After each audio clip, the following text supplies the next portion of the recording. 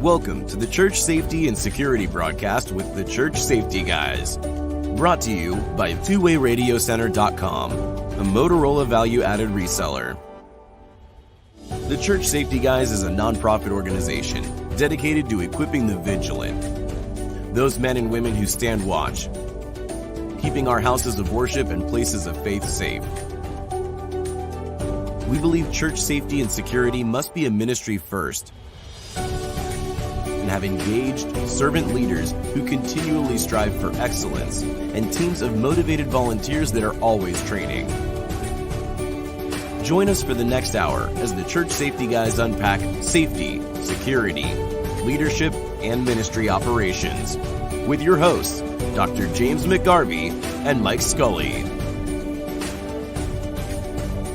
This broadcast is also available on YouTube, your favorite podcast platforms, churchsafetyguys.com, and on the original Church Security app. Download it today. Feel free to like, subscribe, and share with your ministry.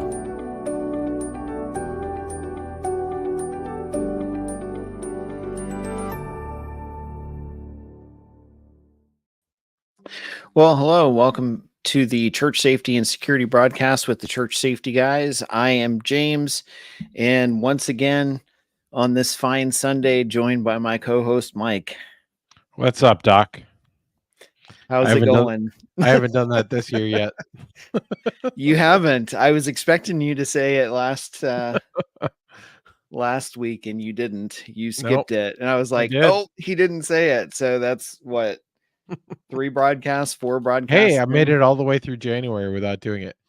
But you know what? One other thing I made it all the way through January without doing either is I didn't have a single drop of soda. Interesting. First time since I was a kid. So that's part of my New Year's resolution of getting back into kind of focus on the right things. So kind of paying attention to the right things. So soda was one of those things that had to go. You know, I gave it up a long time ago because I started evaluating the sugar, the amount of sugar products or byproducts it had.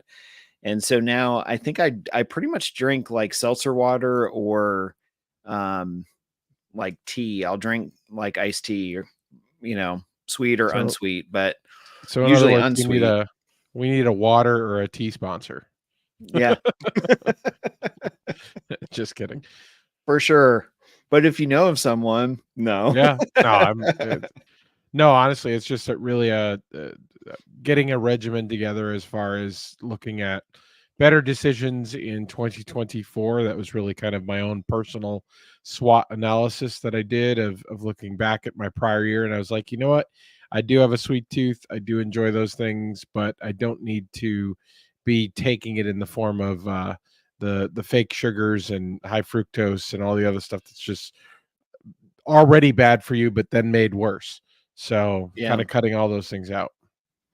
I don't know that I don't think I really had any New Year's resolutions. I don't typically jump into doing them because I feel like if you do them, then you're probably not going to carry them out. I guess most people, but it's more vision. It's like, so you do the analysis. Yeah. Like I do, like I teach teams to do. Makes sense. I'll do the analysis of my own and kind of say, all right, it's vision casting for my own year ahead.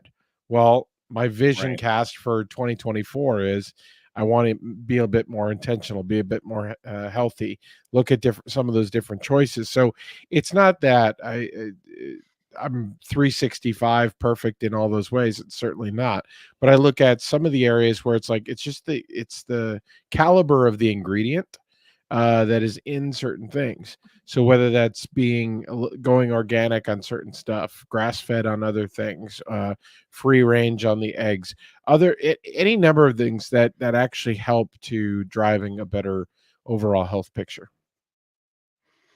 Yeah, I would say that I've tried to add in exercise and as a key component because I have gone for some reason I think I've entered the age in the realm where health is not on my side.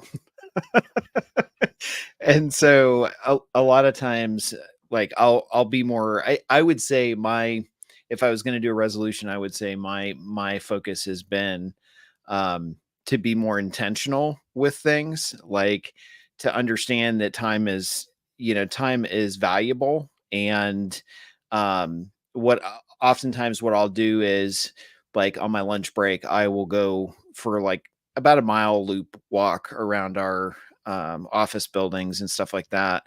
And then oftentimes, if I have time, I will, with my lunch, I'll take a book and I'll actually read. And I haven't done that in a long time, but I kind of feel like there's a lot of different things like that out there that this year I've tried to be more focused on, and it seems to be going, I guess it seems to be going pretty well. But yeah. Anyhow, if you haven't joined us for a while, welcome. Or if this is your first time and you're listening on YouTube or another platform, thanks for hanging out with us. As always, you're welcome to click the like and subscribe button wherever you are, and that helps us out with the algorithms and certainly alerts you to new content. Typically, we do content every Sunday evening. We do a live broadcast, and we'll have guests on and do different things like that.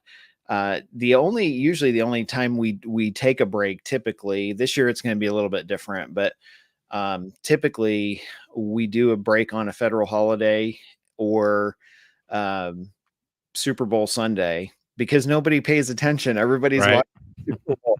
So next, I believe next week we are going to have a special episode that we pre-recorded last week with 𝗵𝗲 𝗖𝗵𝗂. Maddie is the CEO and executive of the Red Letter Project, and a phenomenal trainer. It was a great episode too. I'm just going to say that, like, I put a clip out there, a reel, and then I sent a clip to John Riley, and he was like, because it was on a topic him and I were talking about this last week, and he was like, oh my gosh, when is the whole thing coming out? That was awesome. Yeah. So yeah, it was. In fact, I'm still kind of mentally processing some of that info.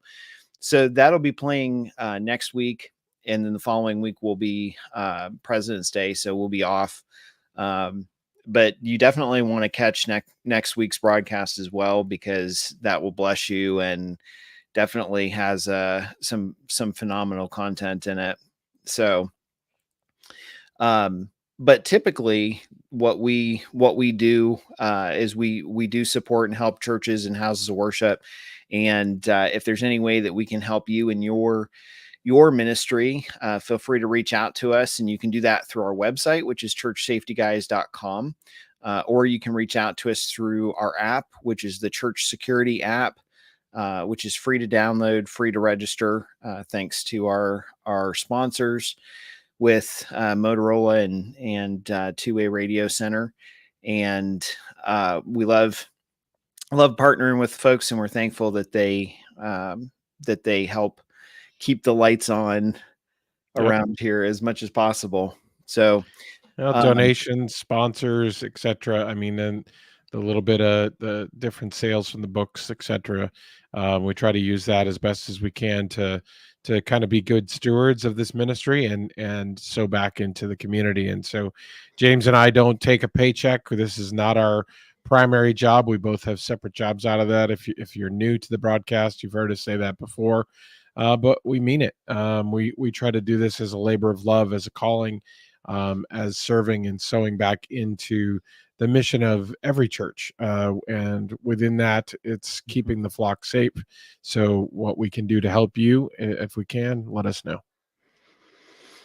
Absolutely. And there are an enormous amount of resources, like I said, on our website, on the app. But if you need something and you don't see it on there, please feel free to reach out to us, and we'll do the best we can to help facilitate that. So on this broadcast, excuse me, I wanted to bring on a gentleman that's been kind enough to help us with the conference, and I will do a quick plug for the conference. So that is actually going to be the Church Security Essentials Conference in April. That's going to be in Austin, Texas at Grace Covenant Church. And we do still have tickets available and for sale. So you are welcome to check that out. The website is churchsafetyconference.com. And if you go there, there's all sorts of different conferences, conference components that you can attend with your team. And we have stuff going on, breakout sessions on Friday, our regular conference on Saturday, and then Sunday, we've also added a firearm training component thanks to our guest today. And so we'll bring him in so that we can introduce him, and he can talk about that as well. So let me bring Carl in here. So Carl from KR Training, thank you so much for joining us today, sir. Well, thank you for having me. Appreciate it. Welcome. So I was checking out your website, and we kind of were introduced to you all by Corey Jones, who has spoken very highly of you guys and your training in Texas. But I went on the website to do some research and saw that you have many classes that you offer. So before we get into that, I'd love if you would just kind of tell people how you kind of got into that and kind of what drives you to teach firearm classes. Okay. Gosh, my history is long. This is my 33rd year as a trainer. So I've been teaching people since 1991. Started out as a competition shooter, and within 6 months of getting started in competition, I had the good fortune to train with world champion 𝗧𝗵𝗂𝗵𝗂𝗍. And within my first couple of years, I was winning local matches and going with him to world championship matches and stuff. And people started asking me to teach them how to shoot because turned out I got pretty good at it. And that led to me offering some classes for people. And then all of a sudden in Texas, we had a concealed carry permit program. And I was in the very first concealed handgun instructor course, taught a class on the very first day that it was legal to teach concealed carry classes in Texas. And I've been teaching them ever since. After that, what happened was I started exploring other training on my own, traveling to other national level trainers, Thunder Ranch and Insights Training, in particular, Insights up in Seattle. And that led to hosting other trainers. And eventually, 2002, we built our own permanent training facility, and we've been out there about an hour outside of Austin. I joke that we are central to all and convenient to none because we are 1 hour from Austin, 1 hour from College Station, 2 hours from Houston, Waco, and San Antonio. So there's the majority of the population of the state of Texas within about 2 hours of us. But, you know, we're not the little indoor range down the street.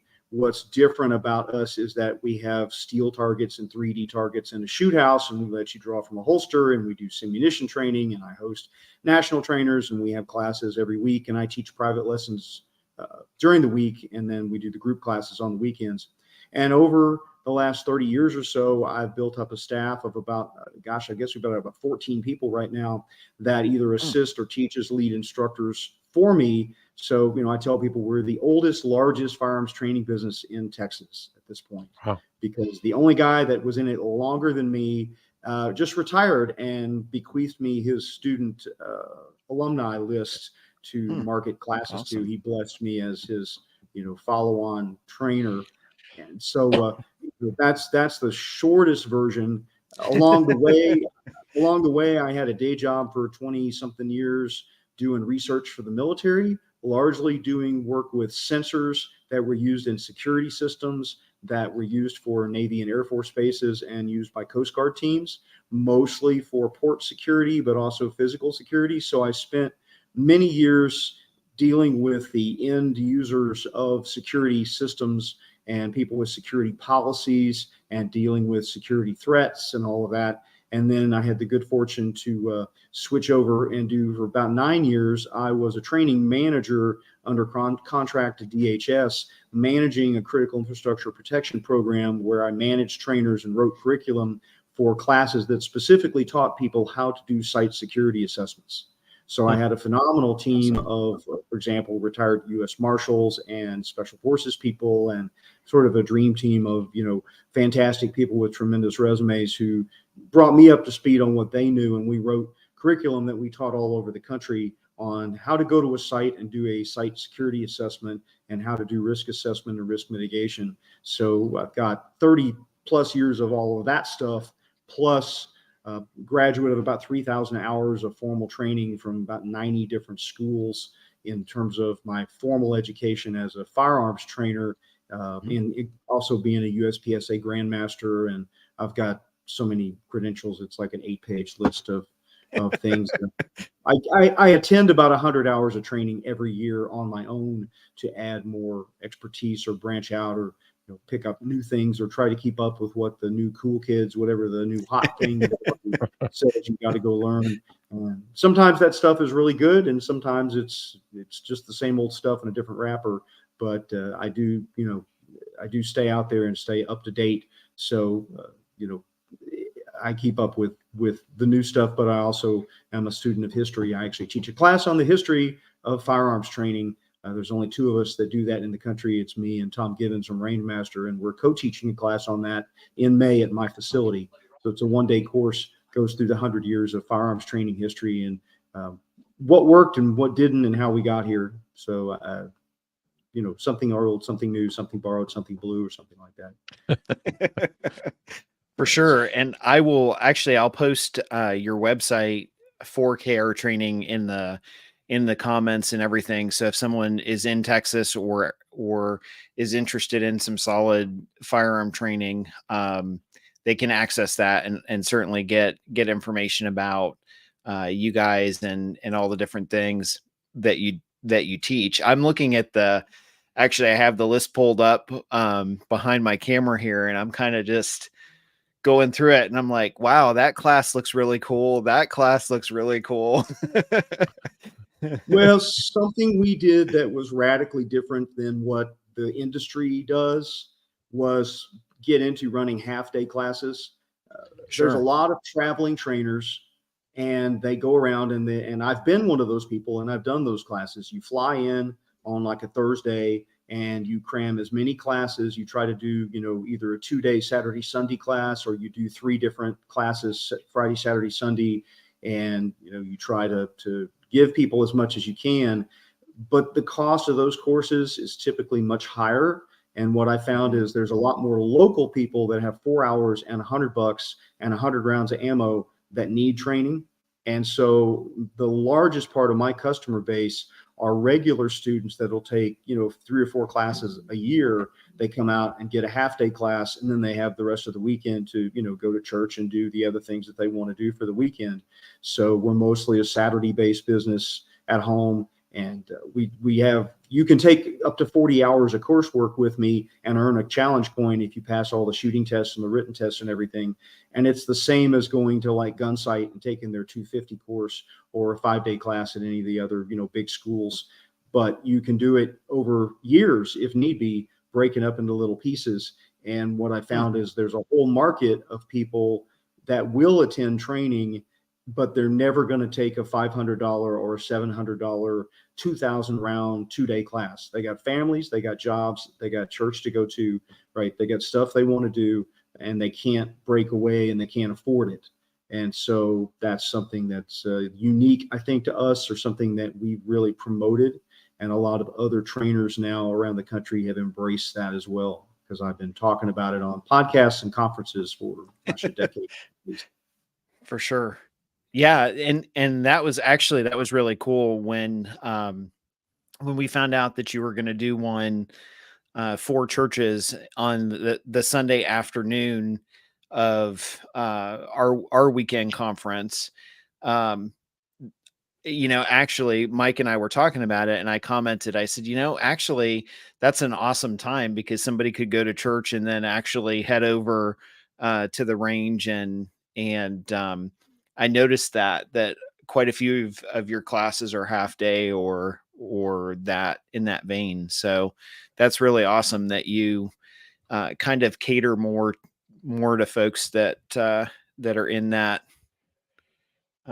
predicament. Well, you asked me what motivates me. I want more people to be competent. And the one beef that I have with not only Texas, but pretty much every other state is that the carry permit training that the state requires, there's a huge gap between that and what well prepared to defend yourself looks like. Mm-hmm. And I don't want higher mandatory standards because that disenfranchises people that don't have the money and the time, right? I supported constitutional carry when it passed here in Texas, because if you're a single mom that's working 3 jobs and you're trying to feed your kids and you don't have $100 and you don't have 4 hours, and your right to self-defense shouldn't be denied you because of that. However, when those that have $100 and 4 hours, and I know the sacrilege in Texas to say maybe you don't have to go to every football game, that you could spend $100 in 4 hours and shoot 100 rounds, doing more than just sort of idly practicing with no structure and no standards and no training goals. And, that's kind of our thing is, look, you can't draw from a holster at most shooting ranges. We teach how to do that. You can't shoot steel targets. You can't shoot 3D targets. You can't do a lot of the stuff that you need to do to become more competent. And so we try to provide those opportunities to people.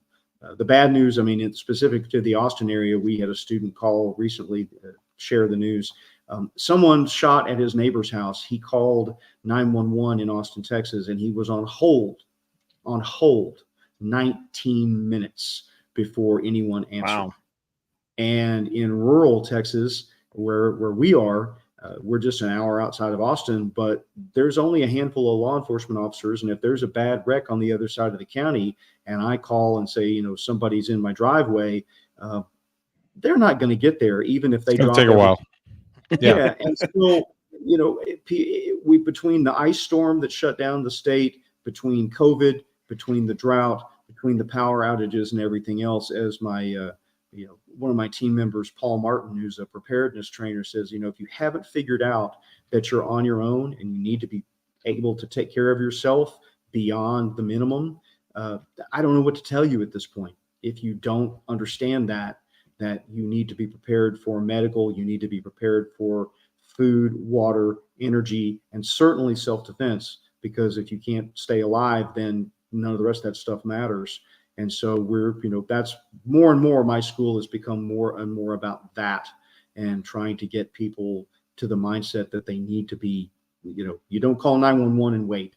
You've got to be able to solve the problem. And that absolutely ties into church security, because obviously, particularly with, active shooter or mentally disturbed people, protesters, whatever you've got to deal with, that, the problem has to be dealt with while you're waiting for the uniformed professionals to arrive. And even if it's 3 to 5 minutes, that's still too long if it's an active shooter incident. So, you still need to be prepared to take care of yourself. Yeah. And I think on top of it, you're even with around here, I'm about an hour from where you're at. I'm north of Austin. But even with that as well, so many of the departments around here are down 15, 20% of their headcount as far as officers. So whether that's county or whether that's local PD in different areas, I've seen it. They're trying to recruit and they're pulling people in, but they got a lot of attrition, a lot of folks that have left, retired, etc. So you're down staff. It's not just police. It's also EMS. It's also EMS. And everybody's taxed. Yeah, the resources are taxed and the personnel are overworked, and there's just not enough of them to go around. And so it doesn't matter how good they are or how well-meaning they are, that there's just not enough of them. And so it's essential that people do more. And certainly, going back to the firearms side of things, that's our message to students, is we are all about explaining to them that they need to have standards for their own capabilities beyond the state carry permit shooting tests. Because honestly, even people that get the state carry permit, they don't shoot that shooting test even once a year to verify that they can even do that. Yeah. And so it's that's, I'm gonna plug my book. I warned you I was going to do that. It's okay. And so I'm going to put the book up here. My co-instructor, John Dobb, and I, we wrote a book. This is not a how to shoot book. This is a why book. It's why, well, it's what do I need training in and how good do I need to be at those things? The whole middle third of the book discusses what we call minimum competency. Sure. And that's what skills do you absolutely need to be able to do, and how, that's accuracy and speed and what the skills are. And even by the most, what's the word I'm looking for, generous set of requirements, none of the state carry permit programs require anyone to draw a gun from concealment. And that is a critical skill that people need to not only practice, but learn how to do properly and learn how to have proper concealment equipment. And so that's, at a minimum, that's that, being able to get the gun out of the holster quickly enough.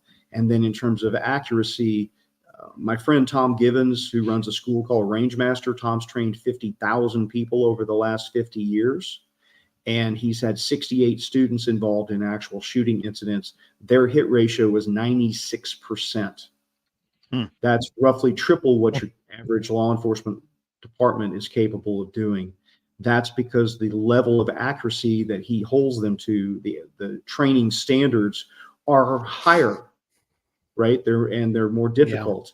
Yeah. And again, the state carry permit, you've got the giant 2-foot wide target, and anything on the paper is, good for you. Tom's standards are a 6 to 8 inch circle in the center of the target, and everything outside of it is essentially considered a miss. And most people don't practice that way. They don't practice with time pressure, and they certainly don't practice with the attitude that anything outside that zone is an unacceptable hit, is the term we use for it. It's interesting you mentioned that, because I taught CCW classes, or concealed carry weapon classes as they call them, in Ohio for probably 15 or 16 years. And what I always thought was interesting was the truth that, we would go through and we would do the state minimum, but almost at the end of every class, someone would say to me, "Oh, now I can go carry a firearm." And I'm like, well, now you can go and tell the state that you took an 8-hour class that was mostly sitting in a classroom on, covering the law. Whether you should go carry a firearm or not, is determined by how much more training you need to be competent.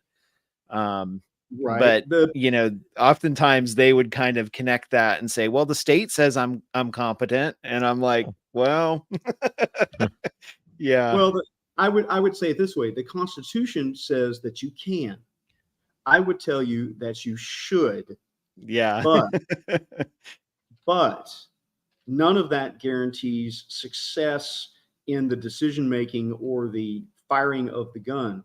But honestly, as people that study the armed citizens, self-defense situations, the vast majority of people that get involved in armed citizen self-defense shootings, they don't have, many of them don't. I've worked as an expert witness in court cases in Texas, and most of the clients that I've had don't even have the carry permit, right? And they still make acceptable decisions, or had to defend themselves in court, right, over the decisions they made. But it's still, that's the whole thing. It's this whole thing with the carry permit program is it encourages people to think that that's all they need, that it's a one and done mindset. I took the class once. That's all I ever need to do for my whole life. And that's really not the case. That we know from 100 years of firearms training what works and what doesn't. There's lots of successful programs that have cranked out people that have done well and performed well. And the reality is you need frequent. Dry firing is free, and dry firing can be done 5 to 10 minutes a day, or at least a couple of times a week, without going to the range, without spending a single dollar. Dry firing is free, and people don't do that. They don't practice drawing their gun, an empty gun. They don't practice pressing the trigger, right? And if you go to the range and you shoot 50 to 100 rounds once a month, that's going to put you in the top, 5% of people that shoot handguns. But you have to have good quality practice. When I say practice, I don't mean take 100 rounds, set them on the bench, set up a target, and just shoot random things with no time pressure and no score and no accountability until the boxes are empty. That's not training. That's fun, but that's not training, and you're not training to a goal. And that's sort of the message we try to give students. We try to explain, look, you don't have to be a grandmaster. You don't have to be a distinguished, bullseye expert, but you need to aspire to higher standards than the state minimum, because 100 years of study of handgun training programs, we sort of know what works and what doesn't. And the standards, the standards that the big schools use, turns out those are pretty darn good. Standards that the FBI uses, really good, right? And so it's aspiring to those, I think, is a worthy goal for anyone. And, and it all starts with, you have to carry the gun outside the home. The gun in the car is not going to get it done. Right. You can't leave it in the car. If the active shooter is happening in church, he's not going to wait for you to run to your car, fish it out of the glove box, find the magazine, load the chamber, and run back in. Yeah. I'm kind of curious what you think. I had an opportunity, and I'll throw this question out to you, and then I'll turn it over to Mike. But I had an opportunity a few weeks ago to talk to an individual that was in church safety, and they were of the impression that they should have a different type of firearm than what they normally carry for church safety. Like in the church, when they go to church on Sundays, they should have a different type of firearm versus what they normally carry every day. What are your thoughts on that? Well, that depends on what they carry every day. That for church security, I would want someone to have a pistol with a 4 or a 5-inch barrel. And if they don't have particularly good vision, then they probably need a red dot sight on their pistol, and they need to be capable of hitting a 6 to an 8-inch target at 25 yards. Because if they have to shoot a long distance across a sanctuary, from one end of the church to the other, then they need that ability. And yes, the balsa wood 38 snub with the no sights that rides beautifully in the pocket when you're just going to the store, that's not going to be the gun. Work the problem backwards. What do I need to be able to do to address the risks that I might face? Having additional ammunition, right? Having a spare magazine, perhaps at a minimum, having more than 6 rounds in the gun. If your normal carry gun is a 22, that's probably not the right answer for church security. At a minimum, it probably should be 9mm. I'm not convinced that modern thinking and the data that's out there, if they're wearing body armor, 40 and 45 is not going to make any difference over 9mm. And 9mm is going to give you more rounds in the gun and ability to shoot faster and more proficiently. And the ammo's cheaper, so you're more likely to actually practice. So, it's hard to, if the person was, well, you need to have a 44 Magnum or, whatever. It depends on where they're coming from, right? But the little teeny tiny pocket gun that you can only grip with 3 fingers with your pinky hanging off the bottom with the nub sights and all of that. The 5-round, 7-round, ultra micro compact.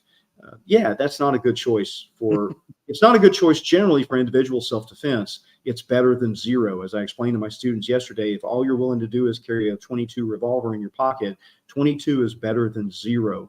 Again, going back to my buddy, 𝗵𝗵𝗂𝗍𝗵𝗂. Tom's had 68 winners. He also said he has 3 forfeits, and that's 3 people that are dead because they didn't have a gun with them at the time they needed it. And that's a consequence people don't think about, particularly the car carry kind of people that, well, I'll just keep it in the car. Those people, the car carry didn't work out for those people. And so, and it's the same thing, they're going to outsource it, right? Even if you're just a church member and you're like, well, I don't need to carry in church because there's a church security team and they're well trained. Well, unless you know what their training program is. Well, that may or may not be true. And what if they're the first ones that are taken out and it's on you? And so I think it goes back to stop outsourcing your self-defense readiness and make it a priority, because there's probably other things that you're spending your time and your money on that are probably not as important in the grand scheme of things than that. And it doesn't mean you have to give everything up, right? Put the time in, you get competent, you do a spot check a couple times a year, you go to the range. Am I good enough? Here's the standards that people recommend. Can I do these things, right? Can I dry fire every now and then? Do I verify that my skills are good? I'm not telling you have to be an expert, but you need to establish what competence is and maintain it, just like you maintain the fluids in your car, and you make sure that you've got enough food on the shelf and all those other things. It doesn't have to be a lifestyle. It doesn't have to be a lifetime commitment. I'm not telling you have to go to the gym every day and lift weights, right? You don't have to go to Brazilian Jiu-Jitsu class and become a black belt. The level of effort to become competent with a pistol is just a little bit more than what most people are doing. And that's, if we just dangle the carrot just a little bit in front of them, maybe enough of them will, pursue it to get a little better than they are now. I like what you said there, Carl, with the incremental improvement. I always try to see people from a training perspective as to, 1 to 10, or where are you on the radio dial? If you're a 2, what do you got to do to get to a 3? If you're a 5, what do you got to do to get to a 6? And we always use the phrase "always training," with the idea being is that we know we can always do something more. We can train more. We can shoot more. We can get better at something. We can eliminate something that was perhaps not the best of a habit. And so there's always an opportunity for improvement across everybody. And I like how you opened earlier talking about how you positioned KR and really focusing on those folks to build that slightly better, to build into themselves, to grow, but making it accessible. I mean, when we look at the demographic of the vast majority of folks who volunteer in church safety and security, is not all, that's kind of your target market, really, within that niche. Is frankly, they don't always have the time. They don't always have the funds to potentially go out there, but they are serious in the sense that they feel like, it's their role to stand in the gap and be that protector in their church. But the investment that sometimes churches don't make is they're great to have. Hey, let's have you on a team, sure, but then they never talk training. And it's all individuals that only do training. So we really want to influence the churches and the leaders to try to say, hey, it's important that not only individually you get out there and work on yourselves, as you covered so well there, Carl, but really is how can they get out there as a team? And I think that's what is so important. And what I really like about the Sunday offering that you've put together. Why don't you tell the folks a bit more about that day and what that looks like, and the details for that, so those that are listening that may be coming to the conference or considering coming to the conference, they can know more about that day. Yeah. So the state of Texas, several years ago, our legislature passed a law and the governor signed it, mandating teacher training for armed teachers in schools. These are armed people in a largely unarmed environment, protecting innocent lives against active shooters. Our state police went off and they wrote a good class, and it's a 2-day course that includes a fair amount of shooting. And what I'm offering essentially for the 4-hour session after your conference is the shooting part of the program. So it's a module that our state police called Shooting Under Duress.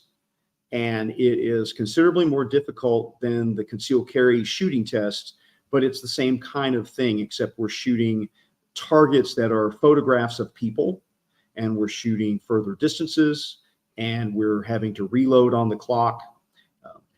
The thing I would point out, if anybody's coming from out of town or out of state for this conference, I do have quite a few loaner guns. We have loaner holsters. If you don't know how to draw from a holster, that's not a deal killer. You can draw from have the gun sitting on a barrel and pick the gun up off a barrel, or potentially if there's time, depending on who shows up and you can get to class early, we can teach you how to draw from a holster so you can use a holster for the class. So don't feel like it's not, it's not only for experts, it's for anyone that is armed at church. Anybody with the motivation to come to the conference certainly is welcome to come to the class. And so the goal is to simply expose people to, look, these are the standards that the state of Texas has put in place for armed teacher proficiency in the classroom, right? Protecting children. And from a legal liability standpoint, I think it's wise. I train church security teams quite often. I've trained a lot of armed teachers in the last couple of years. And the thing that I tell them is, look, you need to be held to certifications, higher standards. And so when the state says this is the skills and the standards that someone protecting children in a school are held to, it seems like that if you're protecting the flock in the church, that's a good baseline. You know, where should I start? What should my standards be? I tell them you should take the armed teacher class, the whole thing, the whole 2-day course. There's a couple hundred of us statewide that are certified to teach it. We're available, right? And that's a good, and with no disrespect to those that are out there offering, you know, Joe Bob's church security program, there's a lot of those that are really good. But if you end up, again, speaking from the courtroom side, someone says, you know, something goes wrong, and one of the people on the team does something, misses a shot, does something bad, whatever, and the church is held liable, and it comes down to what standards were your people held to, and what did they train to, and what were they trained in? Well, the seminar traveling trainer, that's great, but where are they certified in? What's their background versus what, if you have a program in place designed by your state, why would you not take advantage of that? And then you can always do all the other things beyond it, but at least meet that state minimum that's unique to your situation. And so that's why I'm offering the shooting part of the course, so people can see what we're doing in Texas, what our state has done as a formalized program. And if they've never been exposed to that kind of training, then this will be really good for them. Yeah, I'm sure there's so many that could benefit, myself included. I think it's every opportunity to get a chance to have more realistic training is always a good thing. And I think that's that's what's hard to come by. You mentioned earlier, off air, there's not a whole ton of ranges, and certainly not a lot of places that you could draw from the holster and have movement or other things too. So to really get that practice and other sort of muscle memory assembled versus just hitting a piece of paper, as you said earlier. So it sounds like a really great course that a lot of folks, certainly in the church security space, would absolutely benefit from. The other thing that we do that's unique in the state of Texas, and often what I get called on to travel to do, is we're also certified to use simunition and airsoft guns to do what they call force-on-force training, which is structured scenarios where you have live opponent role players.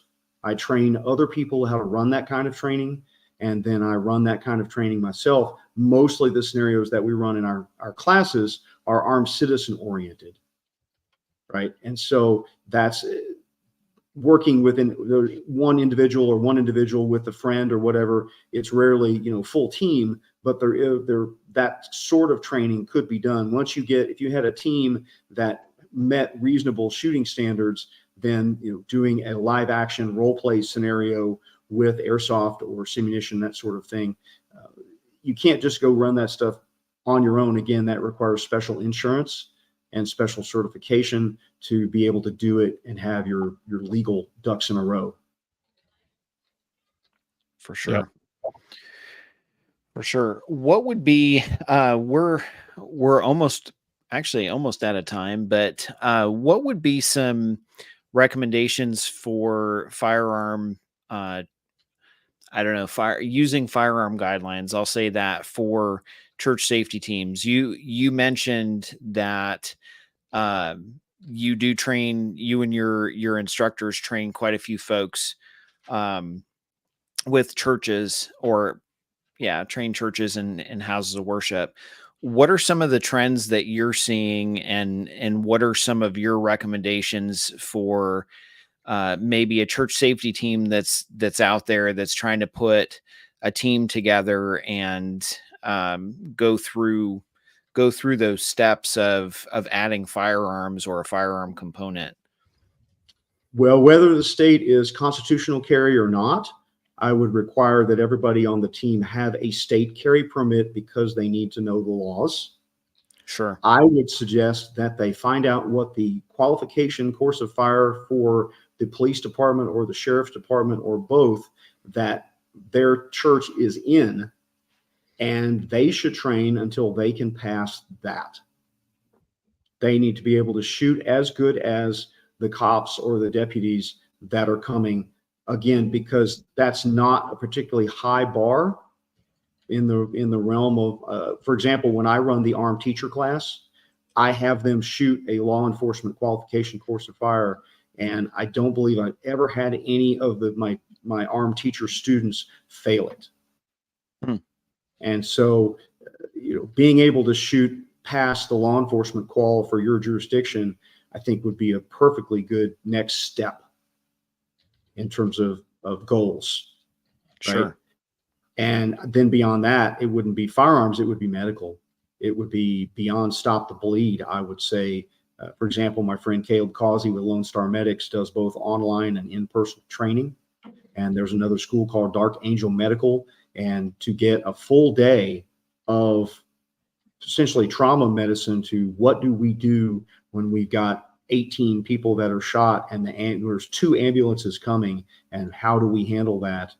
Because I think that's a underserved. It's not sexy, right? Going to the range and shoot guns is kind of cool and doing all the John Wick stuff, but you've got to be prepared for the medical stuff. And I think anybody that is carrying a firearm needs to have some gunshot wound treatment background more than just the free, stop the bleed class. They need a hands-on course.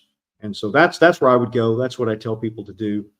I have a couple of guys on my team that are stop the bleed instructors, but we also have Caleb is right down the road in Dallas, and I bring him in a couple of times a year. In May, we're bringing him to my facility for a 1-day dynamic first aid course, which would be perfect. It's a Saturday class, and it'd be perfect for any of the Central Texas people that are coming to the conference that want to do more. What's the next thing? Well, the next thing after my class in April would be come take Caleb's medical class. We scheduled it on purpose, by the way, to make that convenient for the conference attendees. Awesome. It's great.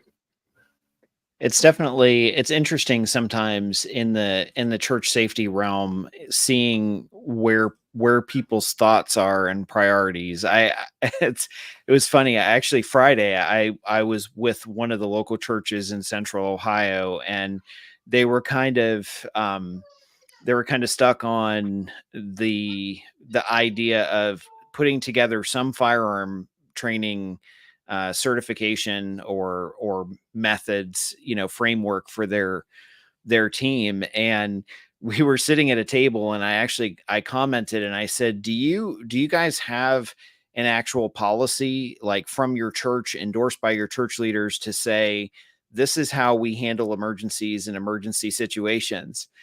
And they both looked at me and they're like, no, we don't have anything like that. And I said, well, how about if we work on kind of some of that stuff, like working through setting up a framework for your team and policies and procedures, and then we can talk about firearm stuff. And so we did actually get to the point of talking about firearms. And I actually had printed off a few copies of the Ohio Police Officer Training Academy's requirement. So basically what OPATA tells all of Ohio law enforcement. And I kind of walked them through some of those guidelines and said, this is a great place to start. But again, once everybody gets to that level, my encouragement to them was, what are you doing to push people beyond that for the added stress and for the added components of, the different dynamics of a Sunday morning at, at a church. But you've got to start somewhere. And the reality that I've encountered with the church teams that I've worked with is you get let's just make a number. Let's say 20 people that have carry permits that are already carrying at church. And they're like, well, yeah, I could be on the church security team. And then when you raise the bar to say, well, you've got to actually be able to draw from a holster properly and safely, and you've got to be able to pass the, local law enforcement qual course. Well, half of them decide that they're not interested in being on the team at that point. And then maybe you get 6 that were willing to put in the work to get to that next level. And so again, draw different baselines and figure out what you've got, right? Because there's a thing called the Dunning-Kruger principle. I'm not sure if you're aware of that or have heard of it. We reference it in our book, and it's that everyone thinks they're above average. You were talking about earlier, right? Where are you on the dial? Well, your average person that carries the 22, 5-shot revolver in their pocket will tell you that they are John Wick, and that they can make the, from the hip, they can make the 50-yard headshot with their revolver. And you ask them, when's the last time you went to the range? Well, a couple of years ago, right? And when's the last class you took? Well, when I took my state carry permit class. But they firmly believe that they've got that capability. And the key is it's easy to maintain that perception if you never put your conceptions to the tests, right? And so it does take some special people that are willing to be tested and then work to overcome deficiencies and, expose problems. And absolutely scenario type training, we confront that all the time, that there's a certain percentage of my students that will not come to the live action scenario training because there's a much higher probability they're going to make a mistake. Sure. Right. Those that come, they make mistakes and they learn from it. And the idea is then, God forbid they get into a situation. It's not the first time they've seen something that looks like, at least in the simulation level, looks like reality. Yeah. If you're going to give the most important speech of your life to the UN, you'd probably practice it before you got up on the lectern to give the talk, right? But the consequences of some of this other stuff is bigger, and people don't think, well, I probably need to do some rehearsal before that really happens. It's just the way it's just the way our minds work. And for sure, it falls into the "that's hard" basket, as we used to call it, and that just gets filed away somewhere. And well, look, the game is right. It's funny to me because we went through that. My church safety team went through that a bit, and we took everybody out and we were doing some training exercises and that sort of thing. And I had intentionally, before I went out, I had intentionally measured different distances, like in our church, Perfect. In the sanctuary. Yeah. And I brought those out and I set up the targets, and, people went out and they're like, you want me to shoot what? You want me to shoot, some of the folks were like, you want me to shoot that? And I said, well, first of all, we're all going to shoot it. We're going to see how we all are, including myself. And then we'll make adjustments to train and do better. And after we started getting into the rhythm of doing it, everybody saw where they were, and I stopped the firing and everything. And I said, now, why do you guys think I picked this distance? And they were like, no idea. And I said, because that's the distance from the back of the sanctuary to the stage. And if you ever have to make that shot, now in real life time outside of the church what that distance is, and if you can make that shot or not, or if you should even try. Yeah. I know that I shocked one church that brought me in as a security consultant. I'm not sure they were ready for my answer on one of those issues, where this was based on another church that was doing it, and they were well prepared, and they came in. There's a little church in Bertram, Texas, that probably the most prepared church I ever worked with. They brought me in, and they had so many things already figured out. I was really impressed, and they were great fun to train. One of the things that they did that I recommended to this larger 3,000 member church was the husband and wife that regularly ran the soundboard at the back of the hall. They would always bring a rifle with a red dot sight, and it would be underneath the mixing desk. And their reason they did that was exactly what you said. They said, it's 65 yards from this to where the pastor stands. And if someone needs to take the shot, look, here's this big rail for the enclosed area right in front of the soundboard. We get the rifle, you set it on the rail, 65-yard shot is nothing, right? Handgun from somebody standing up, standing up in the pew in the back row, much more hard, much more difficult, Sure. lower probability of success. And I kind of said the same thing. It's like, well, the second balcony where the sound guy is, they've got this nice enclosed thing, and it's got a nice rail, and it's like it's 150 yards from the back of the second balcony where the soundboard is to where you need to make a shot. I said, maybe you need to find some former military sniper guy that's in your, or some really avid long range shooter or deer hunter or someone that shoots rifle really well, and train them to be the assistant sound guy. Right.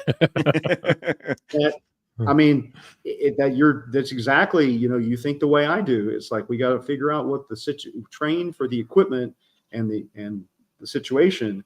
And it's like, yeah, if you're in the choir and you're on the stage, well, yeah, your pistol, and if you can shoot 10 yards, that's great. But if the right answer is that you need to be the guy at the soundboard needs to be the one doing the shooting, well, you need the right equipment and you need the right person there to do it. And, luckily they have a large, 3,000 person congregation. And so that gives them more to choose from, let's say. But like I said, this little 100-member church in Bertram, I gave them a gold star because I was really impressed at the amount of consideration that they had put into things and how well they were already ahead of the curve, way ahead compared to others. So, you don't have to be a 3,000 member megachurch to get it right. It was like it's always a balance. I mean, I think you're looking at James. You talk about going out and tracking the distance, but sometimes now take it the other direction. Figure out where your training is, and then understand what your staffing positions might be better suited for on the basis of what your team is competent to do. Don't put them 25 yards out if your team isn't competent to do 25 yards. Staff the positions accordingly. Place spots that are based on the competency of your team to increase the likelihood that you don't have an accident. Well, you need communicators, you need medical people, you just need eyeballs, right? You just need people that are good at paying attention, that can get on the radio and go, look at the person in, row 7 in the green jacket, keep an eye on them because they look, like they may be a problem. Yep. And so that's, there's all kinds of stuff. We don't have time today to get into all of that, but yeah, there's a whole world beyond the firearm side of it that I've worked with churches on, learning how to greet people and sort of be their buddy. And if you can do that in a positive way to help them feel welcome at the same time. If you're not sure about, hey, that heavy satchel, that heavy duffel bag full of, I don't know what you've got. How about we store that in the coat room during the service, right? Hey, when did you join the worship team? You don't need that. Yeah, that's right. Yeah. It's like, is that a guitar? That's awfully heavy for a guitar. What's in the case? Can we set it in here where we can take care of it for you? There's all kinds of little things like that. I've got one church that they're literally across the street from where the homeless are in their area, and it's not the active shooter they're worried about. It's just random people, and they want to be welcoming to those people, but at the same time, they don't want those people to like steal all the computers and the televisions and the music equipment and pass out in the hallway and use drugs in the restrooms and all that. So they have to, it's not always the active shooter, and there's a whole world beyond that. But mostly what I do is the gun stuff. For sure. Well, I definitely shared your website. So if you're listening at home or at another time, you're welcome to check out Carl's website. He has some phenomenal training that he's offering, and a top-notch set of instructors that you kind of connect to pretty much everybody that I can think of with instructors that teach with you or help you teach. So we have many tentacles. I have many people on staff I have martial arts people. I have, Purple Heart vets that are retired from being blown up in Iraq. I've got medical people. I've got a paramedic instructor. We're not quite the Avengers, but I have a lot of diversity in age and experience and subject matter expertise that we've managed to acquire along the way. And they come out and help teach classes, and different people teach, different things that they're expert in, and that makes me stronger. So that's kind of how we've evolved over time, how we've survived as an institution. For sure. Well, again, thanks for hanging out with us on this broadcast, Carl. And Mike and I are definitely looking forward to meeting you in person in Austin, and we appreciate your partnership with us to make the conference happen. We're looking forward to it. Well, thank you for working on this topic. It's important, and people need to care about it, and they need to be active in it. So, God bless you for doing this and getting the word out and providing opportunities for people. Thanks, Carl. Thanks. All right. So we'll wrap up things here real quick. But again, if you just joined us, thanks for hanging out with us. Please click the like and subscribe button, and you can see future podcasts or future broadcasts that come out and catch content from us accordingly. Feel free to like, subscribe, and share it with your team so that your team can benefit from the information as well. As always, you can reach out to us through our website, which is churchsafetyguys.com, or you can reach out to us through the Church Security app, which is free to download on Google or iOS platforms. And just one last plug, we do still have tickets available for the Church Security Essentials in April, which is in Austin, Texas this year. Visit churchsafetyconference.com, and you can definitely pick up your tickets to attend that event.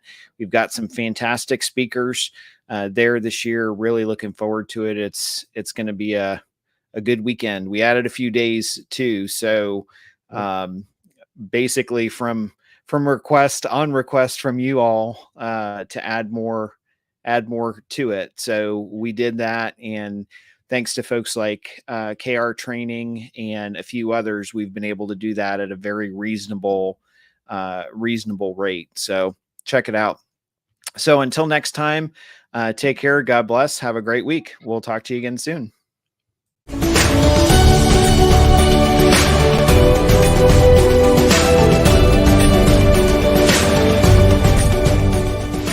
Thank you for joining the Church Safety Guys broadcast, brought to you by Vigilant Impact. We hope that you found it informative, and we appreciate your feedback and interaction. Be sure to share our broadcast with your teams, join the discussion online, and connect with us on social media or at our website at churchsafetyguys.com. For other great ministry resources, download the Church Security app. Remember, keep a servant's heart, a mindset of ministry, and semper disciplina. Always be training. Have a blessed week.